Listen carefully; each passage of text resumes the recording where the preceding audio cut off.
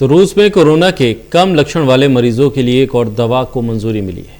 रूस का दावा है कि इस दवा को कोरोना वायरस से संक्रमित 168 मरीजों पर तीसरे चरण के क्लिनिकल ट्रायल के बाद मंजूरी मिली।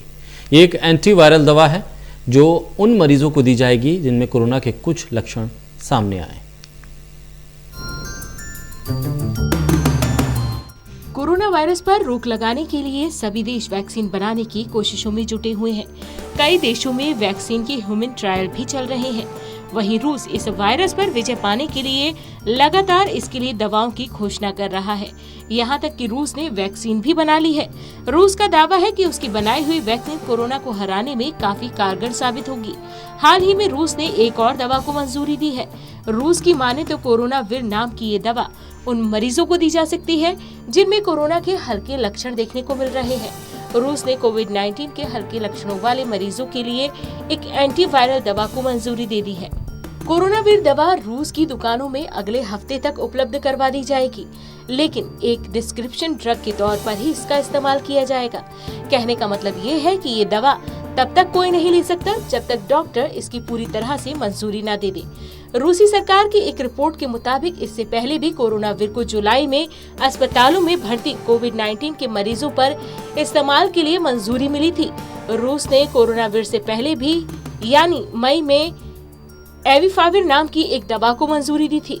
समाचार एजेंसी रॉयटर्स के मुताबिक ये दोनों दवाएं जापान में विकसित की गई दवा फेविपिराविर के फॉर्मूले पर आधारित है। फेविपिराविर भी एक एंटीवायरल दवा है जिसका जापान में फ्लू और अन्य वायरल संक्रमण के इलाज में इस्तेमाल किया जाता है।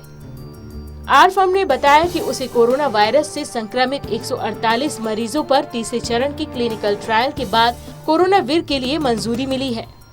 रूस ने इस दवा के ऐलान से पहले कोरोना वैक्सीन का भी ऐलान कर चुका है। रूस ने स्पुतनिक 5 नामक वैक्सीन बनाई है जिसका इस्तेमाल आम लोगों पर किया जा चुका है। इतना ही नहीं, रूस दूसरे देशों को भी इसके इस्तेमाल के लिए मंजूरी दिलाने की कोशिशों में जुटा हुआ है। RDIF यानी रशिया डायरेक्ट इन्वेस्टमेंट फंड ने क्लिनिकल ट्रायल और देश में स्पुतनिक V की 10 करोड़ डोज के वितरण के लिए हैदराबाद स्थित डॉक्टर रेड्डीज लैब के साथ एक करार किया है। इसके अलावा वैक्सीन के उत्पादन के लिए भारत में 5 बड़े मैन्युफैक्चरर से बात चल रही है। ये उत्पादन न सिर्फ भारत के लिए बल्कि पूरी दुनिया के लिए ही होगा। रूस में फिलहाल 10,90,000 से ज्यादा मामले हैं। वहीं 9,01,000 से ज्यादा लोग कोरोना से ठीक भी हो चुके हैं। अगर मौतों के आंकड़े की बात करें तो रूस में अब तक 19,000 से ज्यादा लोग इस कोरोना की वजह से अपनी जान गंवा चुके हैं।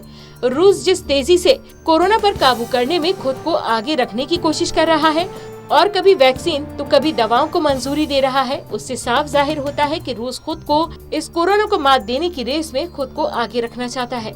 रूस दुनिया भर में सबसे पहले कोरोना की वैक्सीन और कोरोना वायरस को खत्म कर खुद को विश्व में सबसे आगे लाने की जुगत में लगा हुआ है।